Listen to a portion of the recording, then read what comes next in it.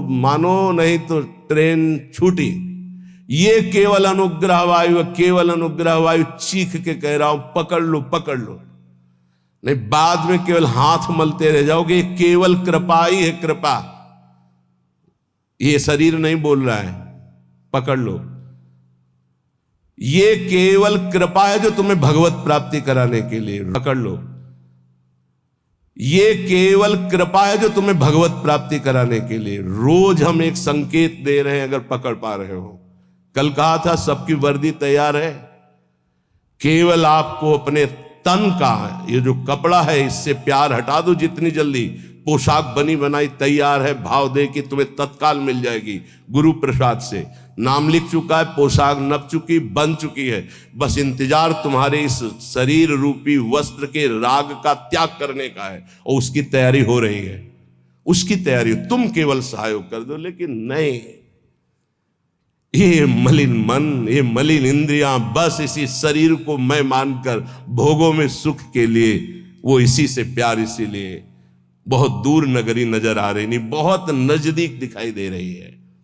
बहुत कम समय के लिए अवसर मिला है, जिसे तुम वर्षों मान रहे हो, ऐसे चले गए, ऐसे चले गए। इसलिए बहुत सावधान होकर जो सत्संग सुन रहे हो, कर लो भगवत प्राप्ति। तैयार केवल तुम्हें होना है भगवत प्राप्ति, तो इष्ट और गुरु कराएंगे।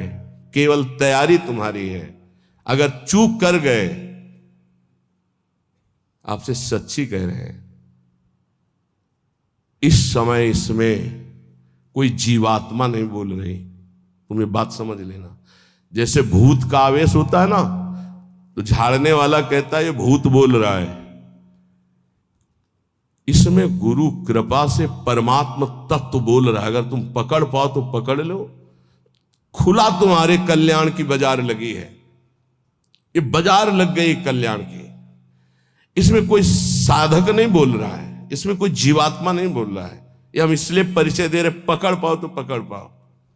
वो स्वयं बैठ करके तुम्हारे कल्याण के लिए कर रहा है। उसे ये केवल ढांचा तुम एक व्यक्ति का देख रहे हो, तुम्हारे कल्याण के लिए वो केवल बोल रहा है। कल्याण के लिए केवल इस शरीर को चला रहा है, कल्याण के लिए केवल चेष्टा कर रहा है। अगर पकड़ पाओ तो पकड़ पाओ। ऐसे अवसर जब आते हैं तो बहुत कम समय के लिए ऐसे अवसर आते हैं। बहुत चतुर प्रवीण आदमी होता है जो सौदा तय कर लेता है और धनी बन जाता है, नहीं तो लोग इंतजार करते रहते हैं, जन्म जन्म इंतजार करते रहते हैं और सौदा नहीं हो पाता। गुरु से सौदा, तन मन प्राण श्वासें दे करके, नाम और मंत्र ले करके उनकी कृपा से निहाल हो गए।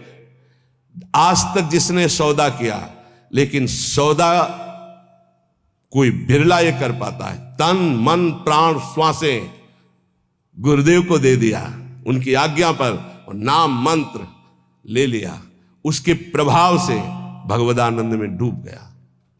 नहीं समझ में आएगा, नहीं समझ में आएगा। केवल गुरु आज्ञा का पालन करके भगवत प्राप्ति से ही गुरु ऋण से उऋण हो सकते हो, अन्यथा किसी और वैभव से या और किसी तपस्या से गुरु ऋण से नहीं उऋण हुआ जा सकता। मातृ ऋण, पितृ ऋण और ऋषि ऋण सबसे उऋण हो सकते हो, गुरु ऋण से नहीं। गुरु ऋण से सिर्फ भगवत प्राप्ति से उऋण हुआ जा सकता है। ये लिफाफा रखने से, ये नाना प्रकार की भोग सामग्री देने से तुम गुरु दीक्षा का दक्षिणा नहीं दे सकते हो। ये दक्षिणा, हम बोले राधा श्री कृष्ण बिक जाए तो भी इसकी कीमत नहीं दे सकते हैं। वो कह रहे हैं आधा नाम ही मुझे खरीदने के लिए पर्याप्त है, पूरा धा बोलना तो बहुत बड़ी बात है।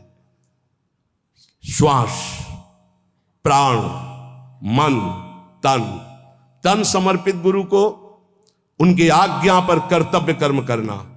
मन समर्पित गुरु को आराध्य देव के नाम मंत्र और उनकी लीला चिंतन में लगाना।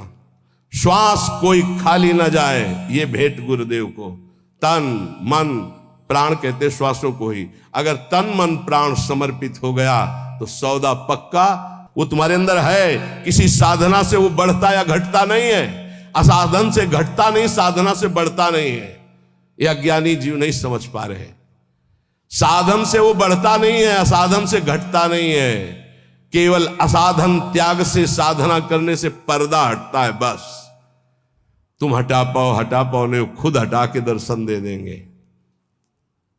कपट का पर्दा झपट करके लाडली लाल फाड़ देते हैं, उनका वैसे हो जाते हैं, अधीन हो जाते हैं।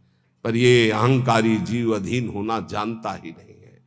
लाख प्रयास करो, वो समझ ही नहीं पा रहा है कि अनंत जन्मों के बाद मुझे ऐसा अवसर हरि ने दिया है। मुक्त